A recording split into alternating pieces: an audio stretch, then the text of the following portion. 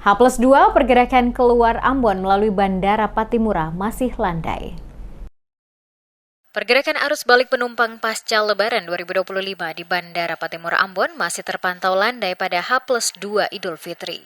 Hingga Selasa 1 April 2025 belum terlihat lonjakan penumpang yang signifikan di area kedatangan maupun keberangkatan. Berdasarkan pantauan tim liputan Demas Media Group, proses keberangkatan berjalan lancar tanpa kendala berarti. Pemeriksaan boarding pass atau check-in berlangsung tertib dengan jumlah penumpang yang tercatat sebanyak 673 orang. Angka ini mengalami penurunan sebesar 8% dibandingkan dengan jumlah penumpang pada Senin 31 Maret 2025.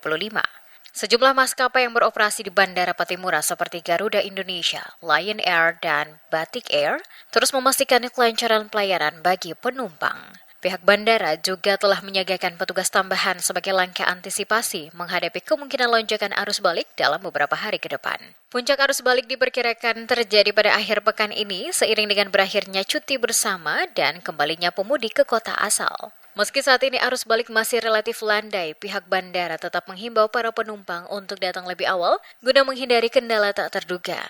Bandara Patimura terus berkoordinasi dengan maskapai dan instansi terkait untuk memastikan kelancaran perjalanan. Calon penumpang juga dihimbau untuk selalu mengecek jadwal penerbangan serta mematuhi aturan keamanan yang berlaku.